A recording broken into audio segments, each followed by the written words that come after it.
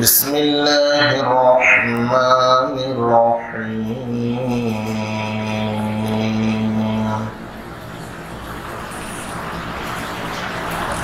وقال موسى إني عذت بربي وربكم من كل متكبر لا يؤمن بيوم الحساب وقال رجل مؤمن من آل فرعون يكتم إيمانه أتقتلون رجلا أن يقول ربي الله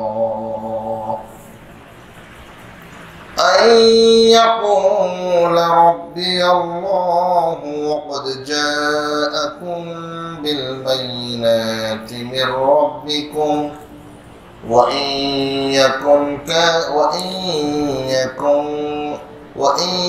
يك كاذبا فعليه كذبه وإن يك صادقا يصبكم بعض الذي يعدكم إن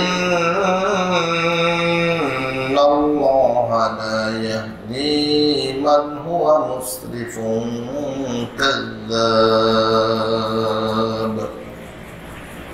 صدق الله العظيم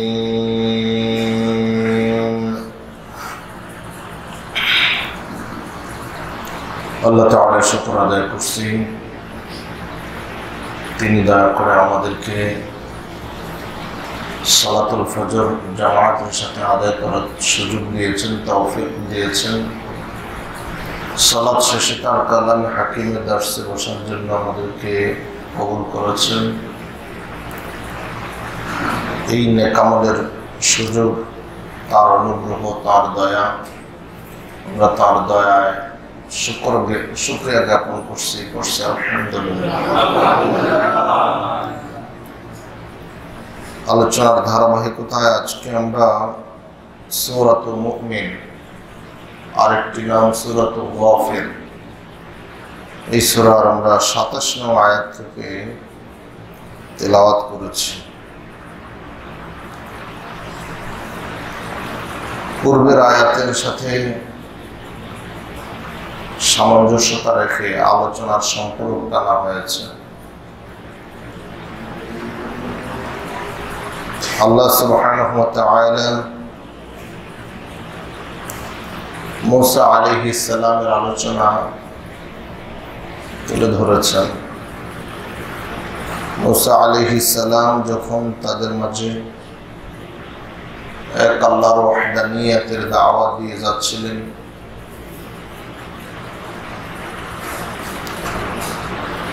এবং তাদেরকে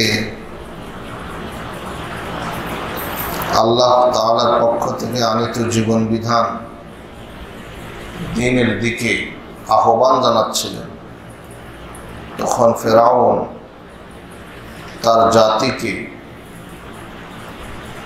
এভাবে সতর্ক করতেছে যে মুসা তোমাদের জীবন পদ্ধতিকে পরিবর্তন করে দিতে চায়, সত্যিকার অর্থে চায়। ফেরাউনের জীবন পদ্ধতি এটা হলো আল্লাহদ্রোহী জীবন পদ্ধতি। কি বলেন? ফেরাউনের জীবন পদ্ধতি আল্লাহদ্রোহী জীবন পদ্ধতি, আর নবুয়তি জীবন পদ্ধতি আল্লাহর দেয়া মনোনীত জীবন পদ্ধতি। সুবহানাল্লাহ, কোনটা সঠিক? সৃষ্টি যিনি করেছে তার দেয়া জীবন পদ্ধতিটাই একমাত্র জীবন পদ্ধতি। যেমন আল্লাহ তাআলা ইব্রাহিম আলাইহিস সালামকে বলতে বলেছেন যে কুল ইন্না হুদাল্লাহি হুয়াল হুদা, ইব্রাহিম আপনি বলে দেন যে আল্লাহ তাআলার দেয়া জীবন পদ্ধতিটাই হলো একমাত্র জীবন পদ্ধতি,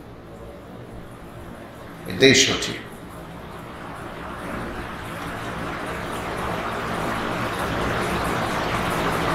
ফেরাউন মুসা আলাইহিস সালামকে এবং তার উপরে যারা ঈমান এনেছে তাদেরকে হত্যা করার জন্য উদ্যত হল।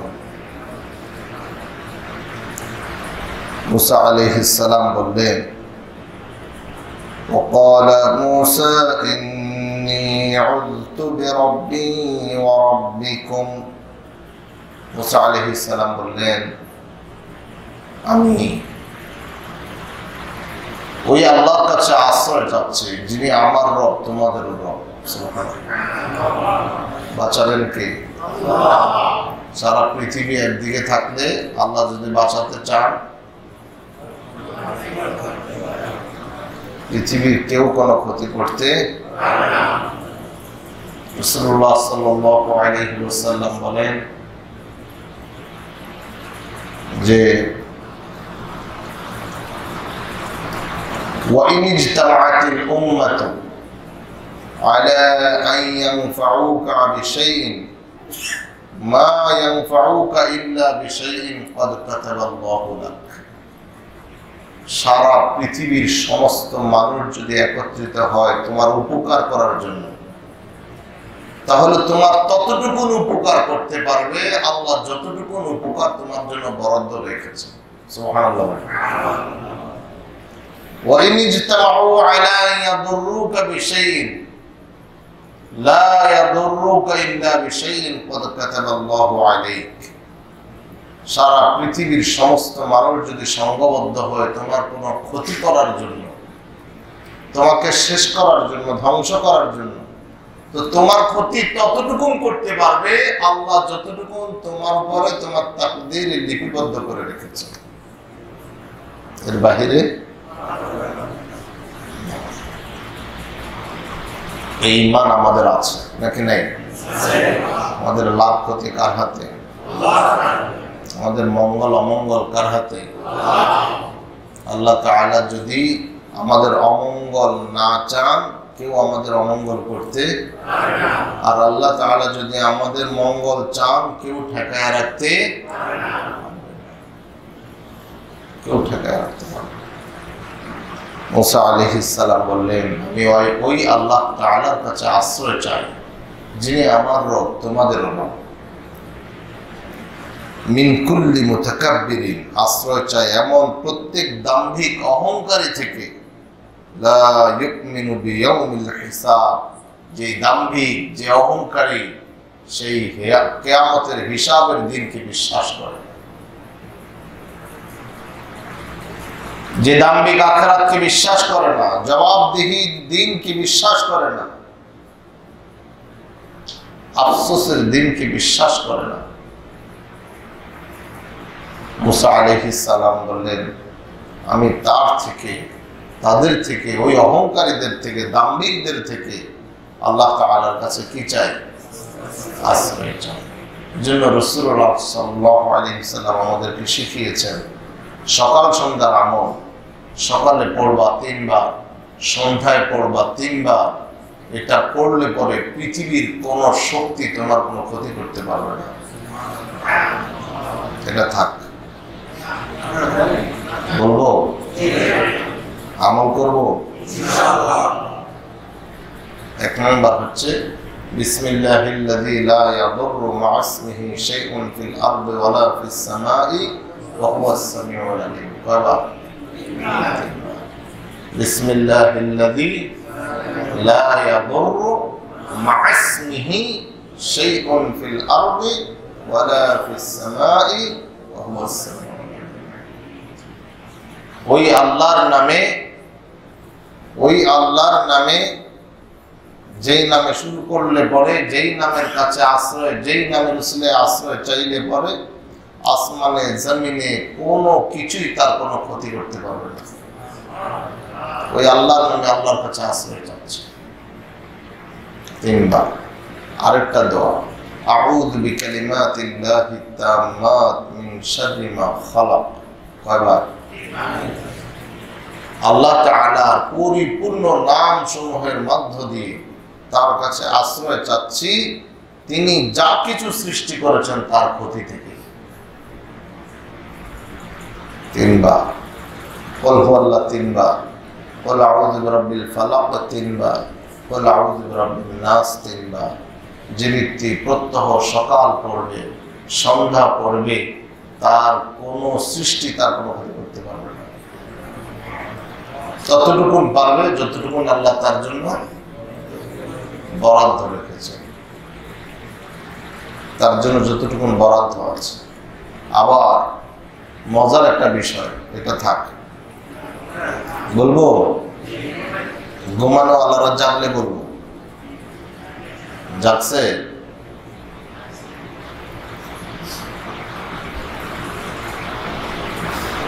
কি বলছে বলেন তো?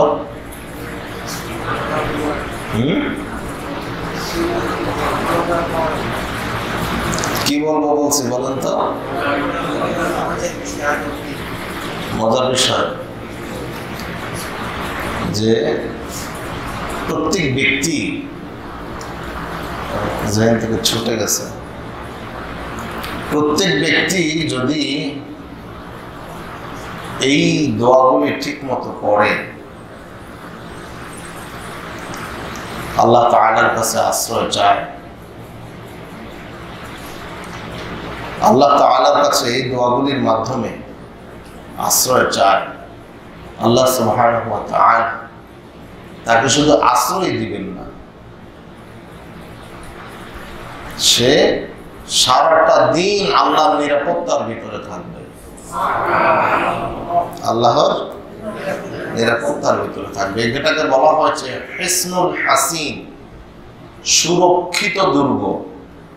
কেউ যদি সারাক্ষণ বুলেট প্রুফ জামা পরে থাকে, তীর তরবারি পিস্তলের গুলি বন্দুকের গুলি তাকে ক্ষতি করতে পারবে? কথা বলে না। তাহলে একজন বান্দা যখন আল্লাহর রাসূলের শেখানো এই আমলটা সকাল সন্ধ্যা করবে, সে সারাক্ষণ বুলেট প্রুফ নয়, সে আল্লাহর নিরাপত্তার মধ্যে থাকলো পৃথিবীর কোনো শক্তি করতে পারবে না। তবে হ্যাঁ, আল্লাহ যতটুকু তার জন্য বরাদ্দ রেখেছে, তাকদীরকে বিশ্বাস করতে হবে। হ্যাঁ, মনে আসছে যেটা মজার বিষয়, তাকদীরও পরিবর্তন হয় দোয়ার মাধ্যমে। কিসের মাধ্যমে? দোয়ার মাধ্যমে। দোয়ার মাধ্যমে, দোয়ার মাধ্যমে আল্লাহর কাছে দোয়া করা। আল্লাহ একটা দোয়া শিখেছেন, রাসূল একটা দোয়া শিখেছেন, এটা দোয়ায় কুনুতের ভিতরে আছে। কিসের ভিতরে আছে? দোয়ায়। যে ব্যক্তি ঘুমায়া ঘুমায়া দোয়ায় কুনুত পড়বে, কি বলেন, এটা সে পাবে। সেটা কি? সেটা হচ্ছে আউযু বিকা মিন শাররি মা না, আল্লাহুম্মা বারিক লানা ফীমা আতাইতা ওয়া কিনা ওয়াসরিফ আন্না শাররা মা কাদাইতা। সুবহানাল্লাহ। আল্লাহ আমাদের যা দিয়েছেন, দোয়া করুন, আল্লাহুম্মা হদিনা ফীমান হাদাইতা ওয়া আফিনা ফীমান আফাইতা ওয়া তাওয়াল্লানা ফীমান তাওয়াল্লাইতা ওয়া বারিক লানা ফীমা আতাইতা ওয়া কিনা ওয়াসরিফ আন্না শাররা মা কাদাইতা। আল্লাহ আমরা যা দিয়েছেন বরকত দেন, ধন জন সুস্থতা সবকিছু যা দিয়েছেন এর মধ্যে বরকত দেন। আর আমার জন্য আপনি যে সকল মন্দ আমার ভাগ্যে লিপিবদ্ধ করে রেখেছেন তা থেকে আমাকে রক্ষা করেন। ভাই সব আছে তো নাকি নাই? সব আছে। আমরা যতটুকু নিতে পারি, যতটুকু নিতে পারি কোরআন সুন্নাহর ভিতরে সব আছে। আমার আপনার জীবন যাপনের জন্য সবকিছু আছে। আমি নেব কিনা এটা আমার সিদ্ধান্ত। আমার ভাগ্যে আপনি যা কিছু মন্দ লিপিবদ্ধ করে রেখেছেন, নির্ধারণ করে রেখেছেন তাকদীরের মধ্যে, আল্লাহ তার অনিষ্ট থেকে আপনার কাছে আশ্রয় চাচ্ছে। আল্লাহ তাআলার কাছে কেউ যদি এভাবে মন থেকে আশ্রয় চায়, আল্লাহ তাআলা তার জন্য মন্দকে ভালো দ্বারা পরিবর্তন করে দেন। মন্দকে ভালো দ্বারা পরিবর্তন করে দেন। তো আখিরাতের দিন, হিসাবের দিন থেকে সমস্ত দাম্ভিক যারা হিসাবের দিনকে বিশ্বাস করে না, সমস্ত অহংকারী যারা আখিরাতের আদালতের কে বিশ্বাস করে না, তাদের ক্ষতি থেকে আল্লাহ তাআলার কাছে, ওই রবের কাছে আশ্রয় চায় যিনি মুসা আলাইহিস সালাম বলছেন আমারও রব তোমাদেরও রব। আল্লাহ তাআলা আশ্রয় দিতে পারেন? ফেরাউনি বংশের এক লোক ছিল, এই ঈমান আগেই আনছিল। আল্লাহ তাআলার ওয়াহদানিয়াতে মুসা আলাইহিস সালামের রিসালাতে কি এনেছিল, কিন্তু ভয়ে ঈমানটা গোপন রেখেছে, ভয়ে ঈমানটা গোপন রেখেছে। ও ভাই, ভয় এমন এক জিনিস, এখন তো মানে যারা সত্যিকার অর্থে মন থেকে কোনো জিনিস করে, ধরেন আপনি সরকারি দল করেন না মন থেকে, কিন্তু পরিবেশ পরিস্থিতি এখন সবাই সরকারি দল আছে না নেই? আবার দেখেন ৭১ সালে সব মুসলমান, হিন্দু বলতে কিছু নাই, হিন্দুরাও সুন্দর পাঞ্জাবি টুপি পরা লা ইলাহা ইল্লাল্লাহ মুহাম্মাদুর রাসূলুল্লাহ নামাজও পড়ছে। এটা ভয়, এটা কিসে ভয়? ফেরাউনি বংশের এক লোক ছিল যে ভয়ে তার ঈমানটা গোপন রেখেছিল। যখনই মুসা আলাইহিস সালামের সাথে ফেরাউনের এই কথোপকথন চলতেছে, লোকটা চিন্তা করলো এই মুহূর্তে মুসা আলাইহিস সালামকে যদি নবী যদি মেরে ফেলে আমি বেঁচে থাকে লাভ কি, আমি মরে যাই, নবী বেঁচে থাকো, আমি তার পক্ষে একজন সাপোর্টার হয়ে যাই। ওই ঈমানদারটা তার ঈমান আর গোপন রাখতে পারলেন না, বলে ফেললেন وقال رجل من آل فرعون সুবহানাল্লাহ। ফেরাউন বংশের এক মুমিন ব্যক্তি ইয়াকতুমু ঈমানাহু, যে তার ঈমানকে গোপন রেখেছিলেন, ঈমান গোপন রেখেছিলেন, এখন আর গোপন করার সময় নাই, নবীকে মেরে ফেলার উপক্রম হয়েছে, সময় হয়েছে। ফেরাউন চাচ্ছে নবীকে মেরে ফেলতে, নবী বেঁচে না থাকলে আমাদের বেঁচে থেকে কোনো লাভ নাই। আজকে তো আমরা সব কৌশলের মধ্যে আছি, হুজুরের সব মরে যায়, হুজুরের সবাই জেলখানায় যায়, হুজুরের সবাই 12টা বাজত তাদের, আমরা তো ভালো আছি, আমরা আমাদের ঈমান গোপন রাখি, আমরা কৌশলের মধ্যে আছি। তো ভাই,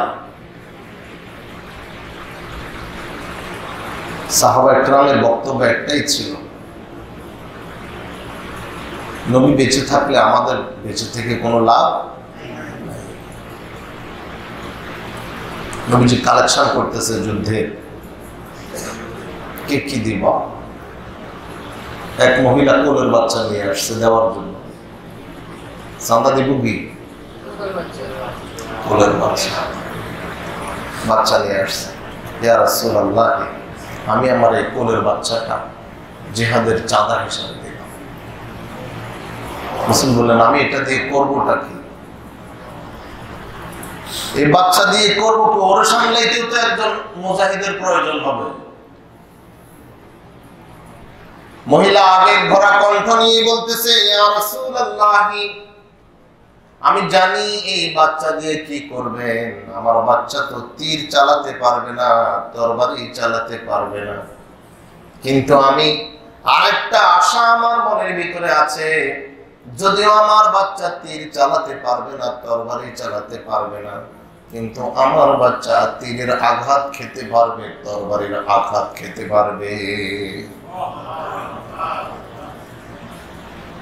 কাফের সম্প্রদায় যদি আপনাকে ঘিরে ধরে, আপনার উপরে তীর বর্ষণ করে, তরবারি চালায়, আপনি আমার বাচ্চাটাকে ঢাল হিসাবে ব্যবহার করবেন। আমার বাচ্চার গায়ে তীরের আঘাত লাগবে, তরবারির আঘাত লাগবে, এর বিনিময়ে আল্লাহর নবী বেঁচে যাবে।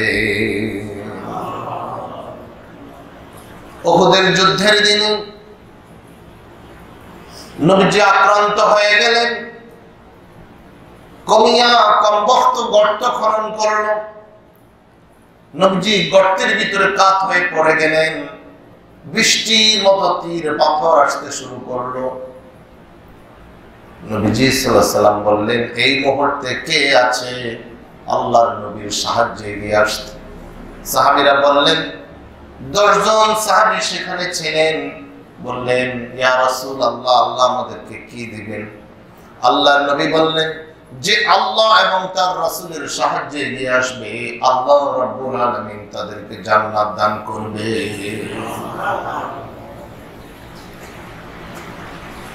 সাহাবায়ে কেরাম ঢালের মতো তাকে ঘিরে ধরলেন, প্রাচীর হয়ে গেলেন। হযরতে তালহা রাদিয়াল্লাহু আনহু নবীজির উপরে উপুড় করে শুয়ে গেলেন, নবীজিকে পেটের ভিতরে ঢুকিয়ে নিলেন।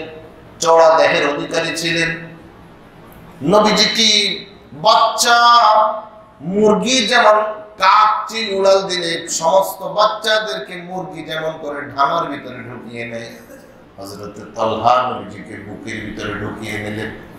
যে দিক থেকে তীর আসে নিজের পিঠটা তীরের দিকে পেঁচিয়ে দেন, নিজের পিঠে তীরটা বরণ করলেন, আল্লাহর নবীর গায়ে লাগতে দেন না। যুদ্ধ শেষে গণনা করে দেখা গেল একটা নয়, দুটা নয়, 80টা তীর হযরত তালহা নিজের পিঠে নিয়েছে, আল্লাহর নবীর গায়ে লাগতে দেন নাই। দিন এমনি বিজয়ী হয় নাই। ইসলামকে আমরা এই জমিনে এমনি পাই নাই। তাদের ত্যাগের বিনিময়ে, তাদের কোরবানির বিনিময়ে আমরা পেয়েছি লা ইলাহা ইল্লাল্লাহু মুহাম্মাদুর রাসূলুল্লাহ। কালিমা এমনি পাই নাই। তাদের সেই কোরবানি, তাদের সেই ত্যাগ, তার বিনিময়ে আমরা পেয়েছি। ওই মুসা আলাইহিস সালামের ওই সাহাবী যে কিনা নিজের ইমানকে গোপন রেখেছিলেন, এখন চিন্তা করলেন আমি ইমান গোপন রাখবো, অথচ মুসা আলাইহিস সালাম দুনিয়াতে বেঁচে থাকবে না, কি লাভ হবে আমার? আল্লাহর নবী বেঁচে থাকুক, আমি চলে যাই। নবীর দাওয়াতে অসংখ্য অগণিত মানুষ ঈমান আনবে, আমার দাওয়াতে প্রয়োজন আনবে। নবীর কাছে মুজিজা আছে, আমার কাছে তো কিছুই নাই। কথা বলেন। তিনি বললেন, কে? ওই লোকটা যে তার ঈমানকে গোপন রেখেছিল। আতাকতুলুনা রাজুলান আন ইয়াকুলা রাব্বিয়াল্লাহ।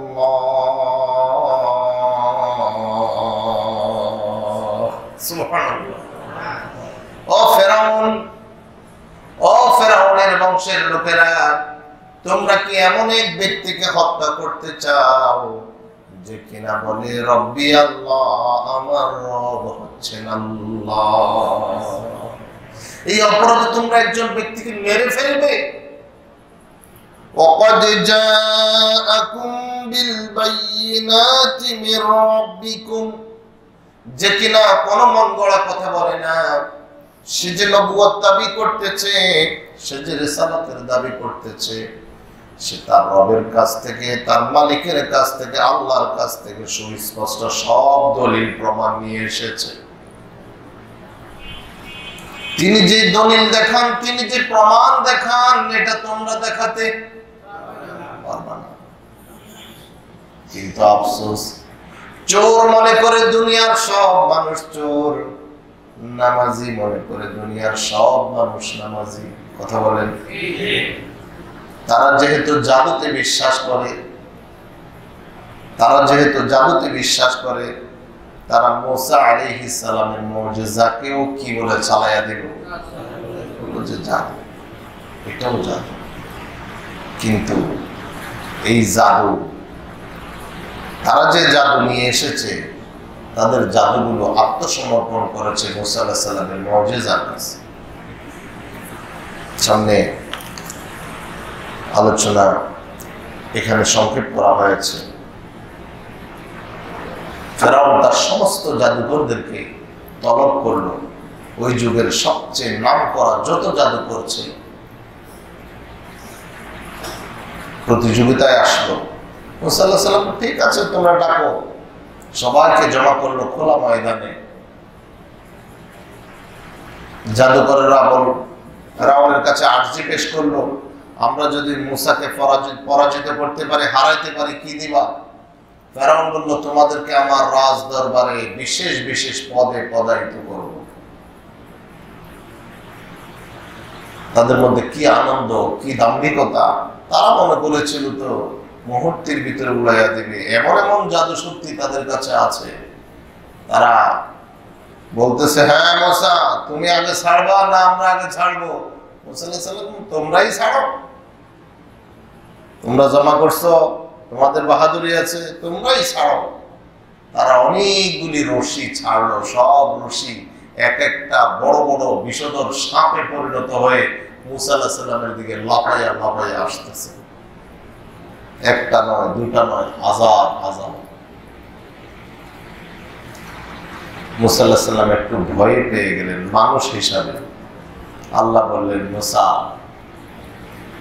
ভয় পাওয়ার কোনো কারণ, হাতে যেটা আছে এটা ছেড়ে দাও। সুবহানাল্লাহ বলেন।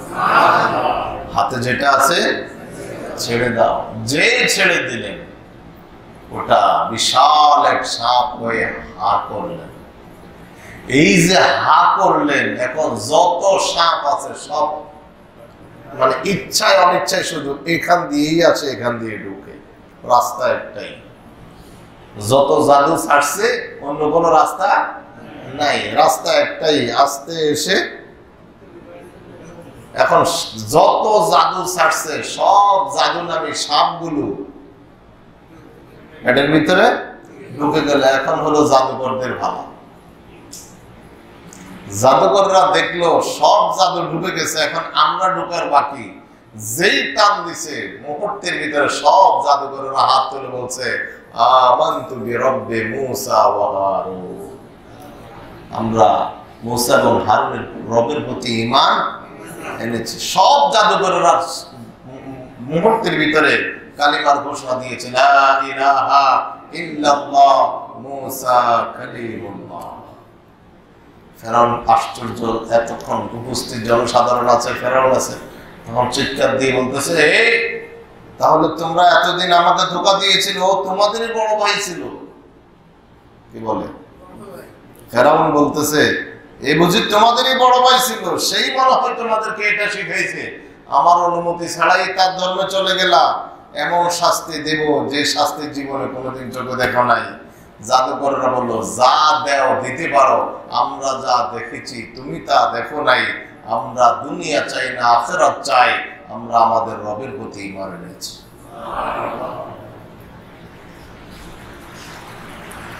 এটার নাম হলো সুস্পষ্ট প্রমাণ, নবুয়তি। প্রত্যেক নবীকে আল্লাহ নবুয়তের সপক্ষে সুস্পষ্ট দলিল প্রমাণ দিয়েছেন। আমাদের নবীর নাই।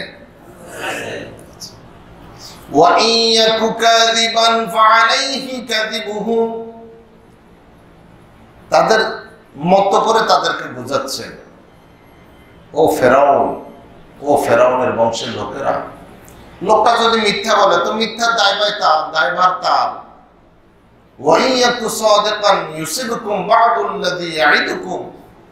আর যদি লোকটা সত্যবাদী হয় তাহলে সে তো তোমাদেরকে সে শাস্তির ভয় দেখাচ্ছেন যেই শাস্তি তোমাদের উপরে পড়বেই, যে শাস্তি তোমাদের উপরে পড়বেই। কেন তোমরা তাকে শুধু রব্বি আল্লাহ, আমার রব আল্লাহ, এই কথা বলার অপরাধে কি কারণে তোমরা তাকে হত্যা করবে? অতটুকু কারণে তো একজন মানুষকে মেরে ফেলা যায় না। পক্ষ অবলম্বন করে তাকে শক্তি যোগালেন। সুবহানাল্লাহ বলেন। আমরা তো এখন এমন শক্তি যোগাই, জেহাদ জেহাদ জেহাদ চাই, জেহাদ লাগলে আমি নেই, রক্ত দিয়েছি তো আরো দেব, তবে আমারটা না।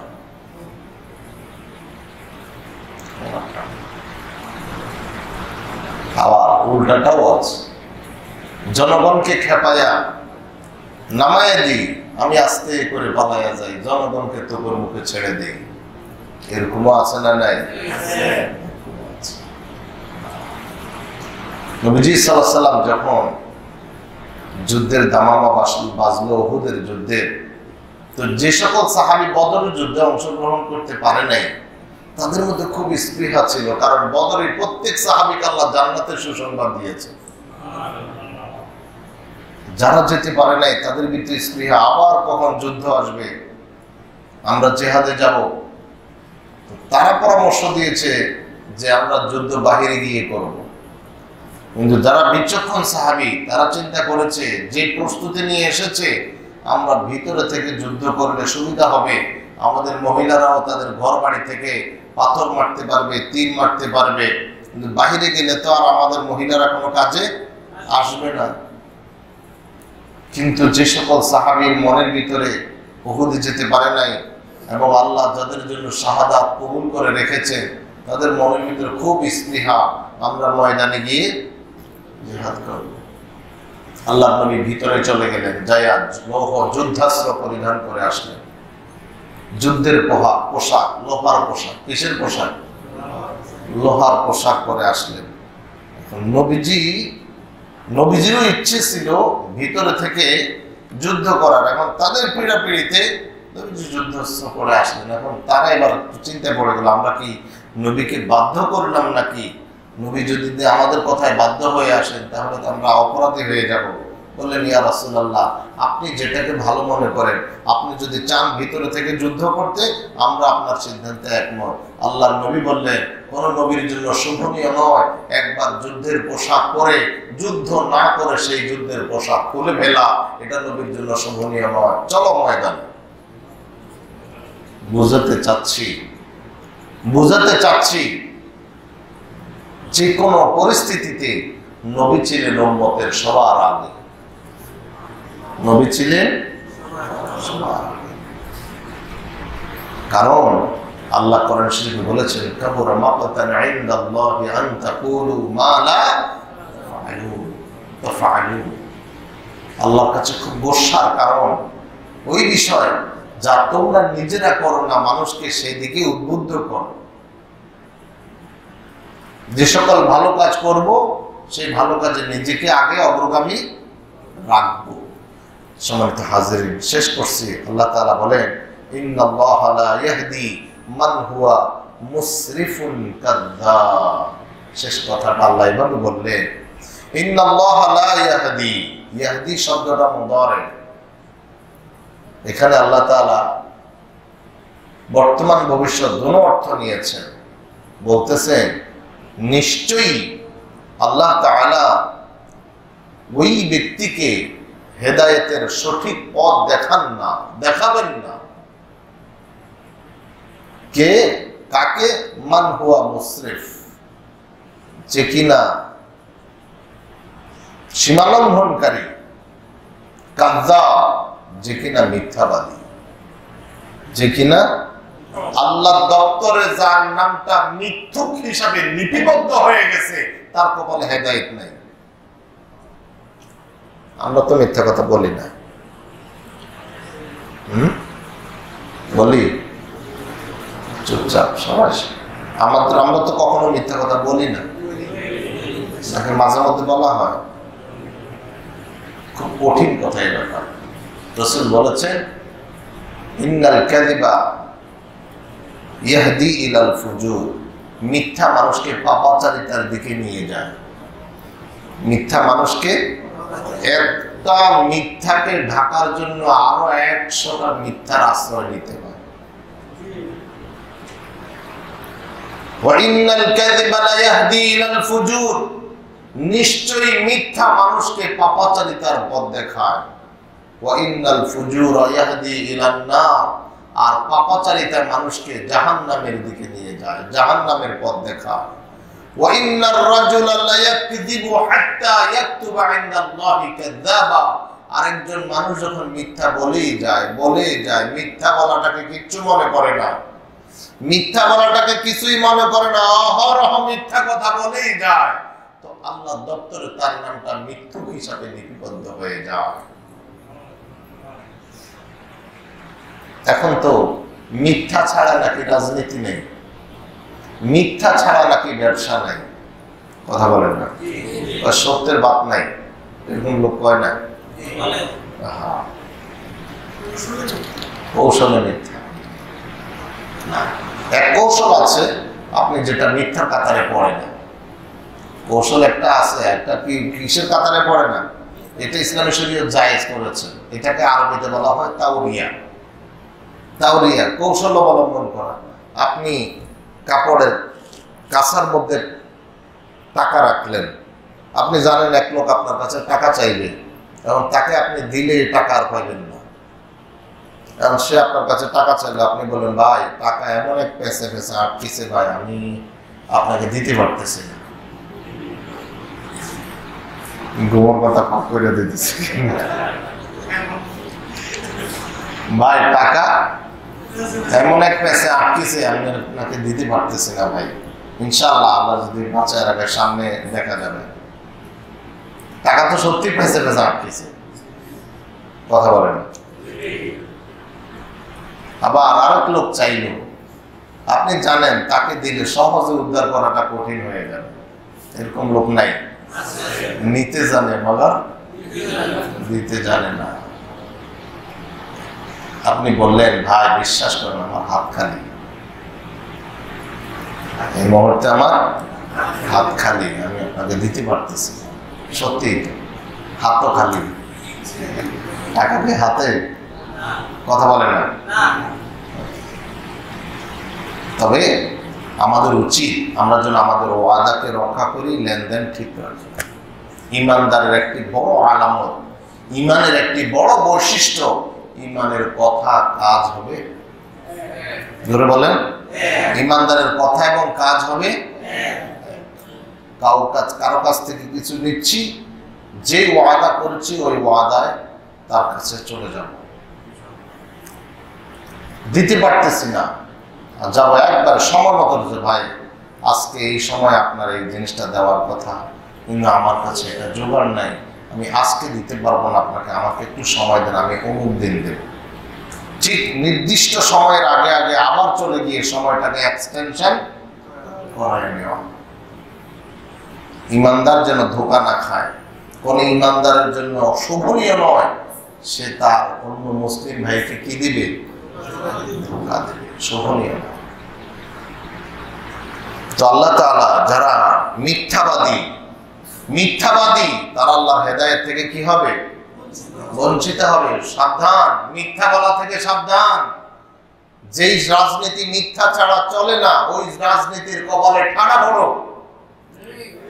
কথা বলেন, আপনাকে ধ্বংস করে দিবে, আমাকে ধ্বংস করে দিবে মিথ্যার রাজনীতি। আপনাকে আমাকে ধ্বংস করে দেবে মিথ্যা দিয়ে ব্যবসা। এটা ব্যবসা নয়, এটা গজব। যে ব্যবসা মিথ্যার উপরে প্রতিষ্ঠিত, ওটা ব্যবসা নয়, ওটা আপনার আমার জাহান্নামের উসিলা, জাহান্নামে যাওয়ার উসিলা। মিথ্যা মিথ্যা মিথ্যা মিথ্যা থেকে সাবধান, মিথ্যা থেকে সাবধান হয়ে যায় আমরা। কারণ মিথ্যাবাদী আল্লাহর হেদায়েত থেকে কি হবে?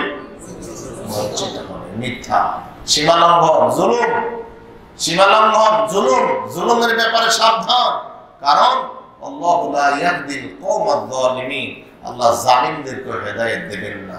জুলুমের নীতি পরিহার করতে হবে, নিজের উপরেও না, কারো উপরে না।